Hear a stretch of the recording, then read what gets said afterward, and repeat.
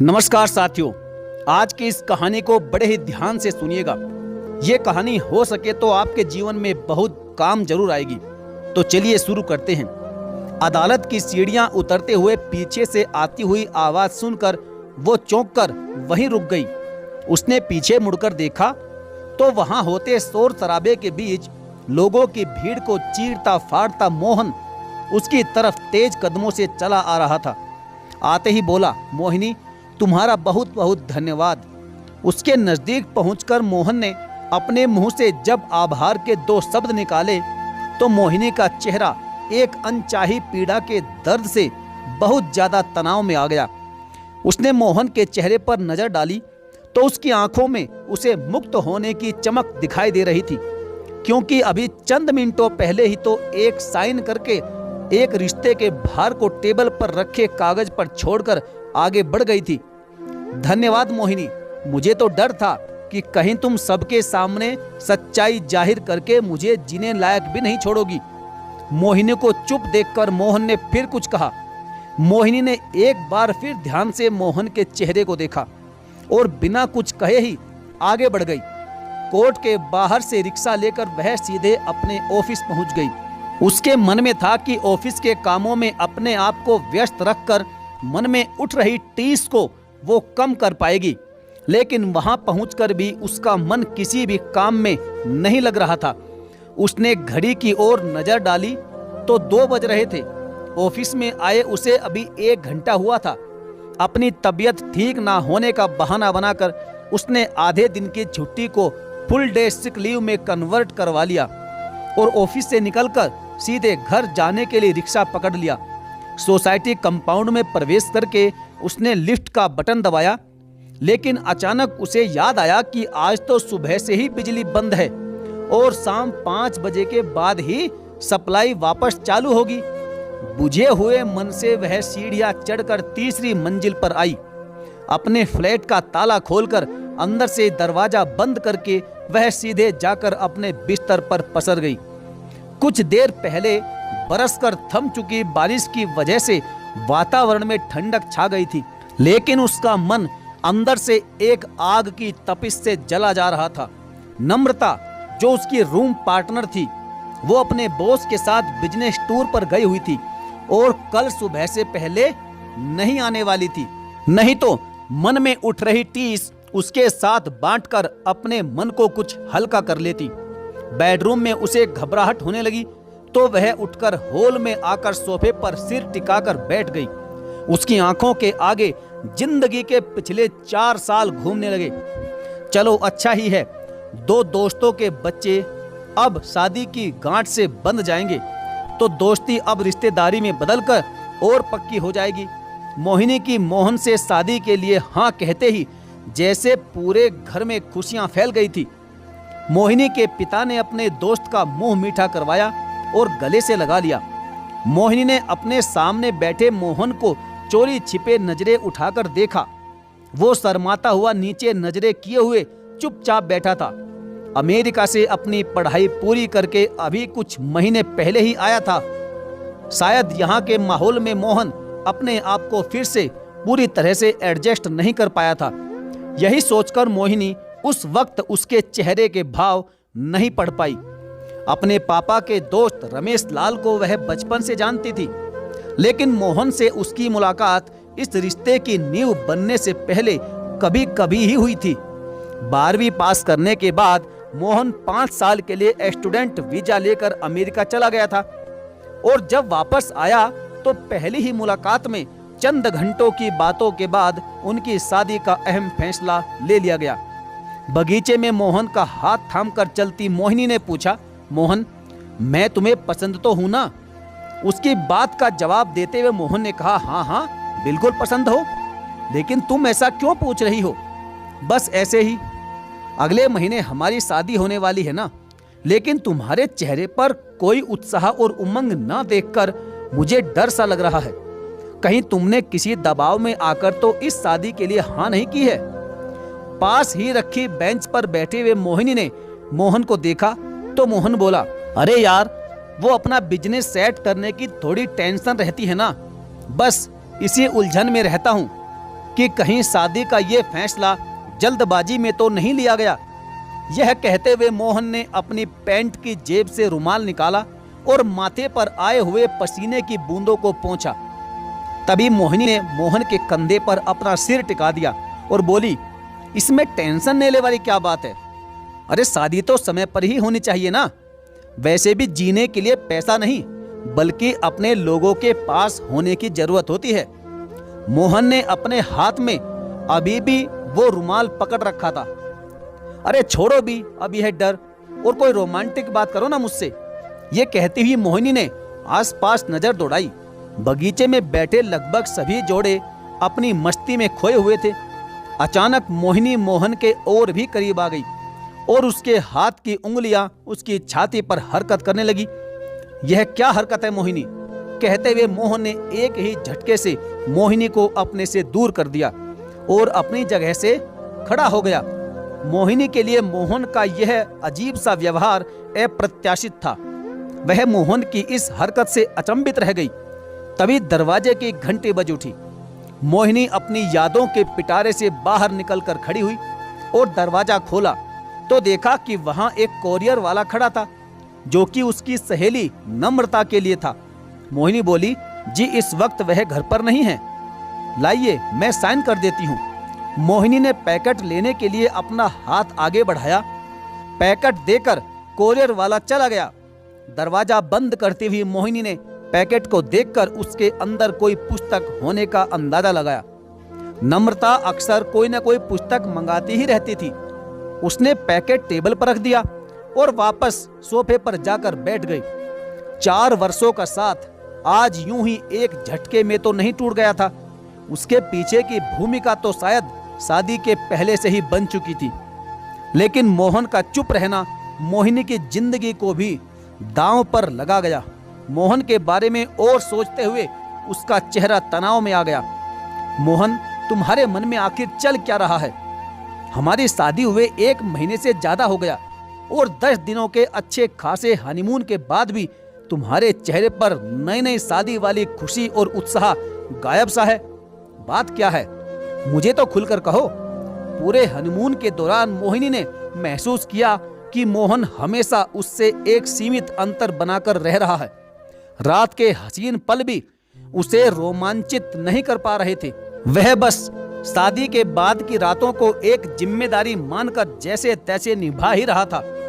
Honeymoon से लौटकर आने के बाद मोहिनी के चेहरे पर अतृप्ति के भाव छाए हुए थे। तभी मोहन ने कहा कि मोहिनी, मुझे लगता है कि हमने शादी करने में जल्दबाजी कर दी है। तभी मोहिनी बोली, जनाब अब यह सब बातें सोचने का समय बीत चुका है। बेहतर होगा हम मिलकर अपनी शादी का जश्न पूरे मन से मनाएं। मोहन ने मोहिनी की बात सुनकर कहा, तुम नहीं समझ पाओगी मोहिनी, और मैं तुम्हें अपनी समस्या समझा भी नहीं पाऊंगा। यह कहकर मोहन मोहिनी की प्रतिक्रिया की परवाह किए बिना ही कमरे से बाहर चला गया। अकेले बैठी हुई मोहिनी का मन बार बार पिछली बातों में जाकर अटक रहा था। लाइट भी नहीं थी जो टीवी ऑन करके अपना मन बहला पाती। तभी उसके मन में कुछ हलचल हुई और उसने नम्रता के नाम से अभी जो पैकेट आया था वह पैकेट खोल लिया। उसके हाथों में किसी नवोदित लेखक की पुस्तक थी। पुस्तक के कवर पर एक महिला की एक पुरुष के साथ हाथों में हाथ डाले हुए मनमोहक छवि थी और उसके ऊपर पुस्तक का शीर्षक छपा हुआ था, उसके हिस्से का प्यार। कहानियों की इस पुस्तक की विषय सूची पर नजर डालते हुए उसने एक के बाद एक कुछ कहानियां पढ़नी शुरू कर दी। बच्चे के यौन उत्पीड़न और फिर उसको लेकर वैवाहिक जीवन में आने वाली समस्या को लेकर लिखी गई एक कहानी पढ़कर वह फिर से मोहन की यादों में खो गई। उस दिन मोहन बेहद खुश था। जब वो घर पर आया था तो अपने किसी विदेशी दोस्त को लेकर आया था। मोहिनी, 2 दिन पहले मैं अपने जिस दोस्त की बात कर रहा था वो यही है मैक। अमेरिका में हम दोनों रूममेट थे और साथ में ही पढ़ते थे। मोहन ने मोहिनी को अपने अमेरिकी दोस्त का परिचय देते हुए कहा। मोहिनी ने अपने पति के बाजू में खड़े गोरी चमड़ी वाले और छरेरे युवक पर एक नजर डाली। मोहिनी को पहली ही नजर में मोहन का ये दोस्त बिल्कुल पसंद नहीं आया। उसका क्लीन शेव्ड नाजुक चेहरा और उस पर भी सिर पर थोड़े लंबे बालों को बांधकर बनाई गई छोटी सी चोटी देखकर मोहिनी को आश्चर्य हो रहा था कि ऐसा लड़का भला मोहन का दोस्त कैसे हो सकता है। मोहन तो खुद अपने पहनावे और लुक को लेकर काफी कॉन्शियस रहता है। उस वक्त इस बात को नजरअंदाज करते हुए वह इस बात पर ज्यादा कुछ ना सोचते हुए खाना बनाने में लग गई। उसी रात मोहन ने जब मोहिनी से सीधे सीधे तलाक लेने की बात छेड़ी तो मोहिनी के पैरों तले जमीन खिसक गई। लेकिन बात क्या हुई मोहन? ना हमारे बीच कोई झगड़ा है और ना ही कोई परेशानी, सब कुछ तो ठीक ठाक बराबर चल रहा है। कहीं तुम्हारा किसी के साथ कोई अफेयर तो नहीं चल रहा जिसे तुम मुझसे छुपा रहे हो? रिश्तों को बांधे रखने की दुहाई देते हुए अचानक उसका मन एक आशंका से भर गया कि तभी मोहन बोला, हाँ अफेयर ही समझ लो, अब तुमसे मैं आगे कुछ और नहीं छुपाऊंगा। यह कहते हुए मोहन चुप हो गया। मोहिनी ने मोहन के चेहरे को देखते हुए उसकी आंखों में अजीब सी मदहोशी महसूस की। वो बोली, तुम कहना क्या चाहते हो मोहन? मोहिनी मोहन की अधूरी छोड़ी हुई बात को पूरा सुनना चाहती थी। उसके बाद मोहन ने जो कुछ उससे कहा उनमें से आधी बात तो वो ठीक से सुन ही नहीं पाई। तभी मोहन बोला कि तुम्हारे साथ मेरी शादी एक जुआ थी। मैं अपनी सारी जिंदगी इसी तरह कसम कसम गुजार देता, लेकिन अब ये कुछ नामुमकिन सा लगता है। बेहतर होगा हम अपने अपने रास्ते अलग अलग ही तय कर लें। मोहन से शादी टूटने से पहले कहे गए उसके ये आखिरी वाक्य उसके दिमाग में बार बार कौंधने लगे। मोहिनी ने कमरे की लाइट बंद कर दी और चुपचाप लेटकर सारी रात अपनी बर्बादी पर आंसू बहाती रही। अब एक ही घर में मोहन के साथ रहते हुए वो अपने आप को एक अजनबी महसूस कर रही थी। अपने मन की बात मोहिनी को जताकर जैसे मोहन के मन का भार हल्का हो चुका था, लेकिन मोहिनी जैसे मन पर एक अनचाहा बोझ लेकर जी रही थी। जब उसके मन का बोझ असहनीय हो गया तो वह मोहन के घर की दहलीज छोड़कर अपने पिता के घर आ गई। फिर जो हुआ वह आज के दिन में परिणित होकर उसके सामने खड़ा था। कानूनी तौर पर वो भले ही मोहन से अलग हो चुकी थी, लेकिन मोहन की सच्चाई और उसके द्वारा दी गई अनचाही पीड़ा अब भी उसके मन के कोने में कैद थी, जिसे वह चाहकर भी किसी से बयां नहीं कर सकती थी। घर में बैठे बैठे अकेले घुटन होने से वह घर का ताला लगाकर बाहर निकल गई और एमजी रोड पर स्थित एक मॉल में दिल बहलाने के लिए चक्कर लगाने लगी। रात को देर से नींद आने की वजह से सुबह उसकी नींद देर से ही खुली। वैसे भी आज उसका वीकली ऑफ होने से ऑफिस जाने का कोई भी झंझट नहीं था। उसने उठकर समाचार सुनने के लिए टीवी ऑन ही किया था कि दरवाजे की घंटी बजी। हाय मोहिनी, हाउ आर यू? दरवाजा खुलते ही नम्रता मोहिनी से लिपट गई। मैं ठीक हूँ, तेरा टूर कैसा रहा? मोहिनी के चेहरे पर एक फीकी सी मुस्कान तैर गई। बॉस के साथ टूर हमेशा ही मजेदार रहता है। वैसे भी अब जिंदगी ऐसे मोड़ तक पहुंच गई है जहां से वापस लौटना संभव ही नहीं है। यह टूर तो एक बहाना होता है एकांत पाने का। यह कहते हुए नम्रता सोफे पर पसर गई। मोहिनी ने रिमोट उठाकर चुपचाप न्यूज चैनल शुरू कर दिया। तभी नम्रता ने मोहिनी को अपने पास खींचते हुए उससे पूछा, अरे यार मोहिनी सुन, कल तेरी आखिरी सुनवाई थी ना फैमिली कोर्ट में, तो क्या फैसला आया? मोहिनी ने बुझे हुए मन से जवाब दिया, फैसला तो पहले से ही तय था, बस साइन करने ही तो जाना था। लेकिन तूने अभी तक नहीं बताया कि आखिर ऐसा क्या हुआ जो तूने मोहन से अलग होने का फैसला ले लिया। पिछले 1 साल से साथ रहने के बावजूद मोहिनी ने अपनी जिंदगी का एक अधूरा सच नम्रता से अभी तक छुपाए रखा था, लेकिन आज उसने अपनी सहेली को सारी बात सच सच बताई। वह बोली कि नम्रता, मोहन किसी और से प्यार करता था, उसने मुझे धोखा दिया। अगर मर्दों को धोखा देना ही रहता है तो ये लड़कियों की जिंदगी क्यों बर्बाद करते हैं? ये मर्द लोग क्यों हमारे दर्द को नहीं समझ पाते?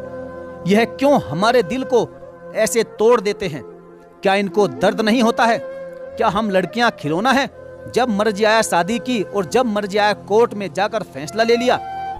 लेकिन मोहिनी, जब तुमने सब कुछ जान लिया था तो तुम्हें मोहन को इतनी आसानी से तलाक नहीं देना चाहिए था।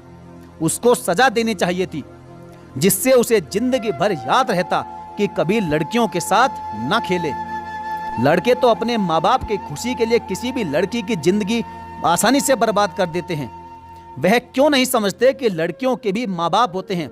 अगर उनकी बच्ची शादी के बाद घर बैठती है तो वे अपने को असहाय और मरा हुआ समझते हैं। नम्रता, शायद लड़कों को यह एहसास नहीं है। अगर यह एहसास होता तो कोई पति पत्नी कभी अलग नहीं होते। मैंने उसको डिवोर्स देकर उसको मुक्ति दे दी है। अब ऊपर वाला देखेगा, इंसाफ वह एक दिन जरूर करेगा। जो मर्द ऐसे शादी करके लड़कियों को छोड़ देते हैं, उनको तो लगता है कि वे मर्द हैं, वे कुछ भी कर सकते हैं। लेकिन जब खुद की बहन बेटी के ऊपर पड़ती है ना, तब शायद उस दर्द का पता चलता है।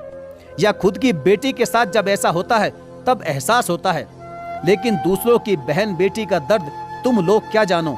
नम्रता ने मोहिनी को संभाला और फिर बोला, कोई बात नहीं मोहिनी, हम साथ में हैं ना। तेरे सारे दुख दर्द मैं अपने साथ बांटूंगी। और फिर दोनों इतना कहकर हंस पड़े। मोहिनी ही जानती होगी कि अंदर से वह कितनी रोई है। वो तो सिर्फ ऊपर से हंस रही है। वैसे साथियों, आपका इस बारे में क्या विचार है? क्या हमारी समझ में तभी आएगा जब हमारी बहन बेटी के ऊपर ऐसी आफत टूट पड़ती है, या फिर हम लोगों की इंसानियत ही खत्म हो गई है? आपका इस बारे में जो भी विचार है अपनी राय कमेंट बॉक्स में लिखना बिल्कुल ना भूलें। और हाँ साथियों, यदि आपने अभी तक हमारे चैनल स्वर्णिम कहानियां को सब्सक्राइब नहीं किया है तो सब्सक्राइब करके बेल आइकन को जरूर प्रेस कर लीजिएगा। तो चलिए साथियों, मिलेंगे फिर और किसी दमदार और बेहतरीन कहानी के साथ। तब तक के लिए धन्यवाद। जय हिंद।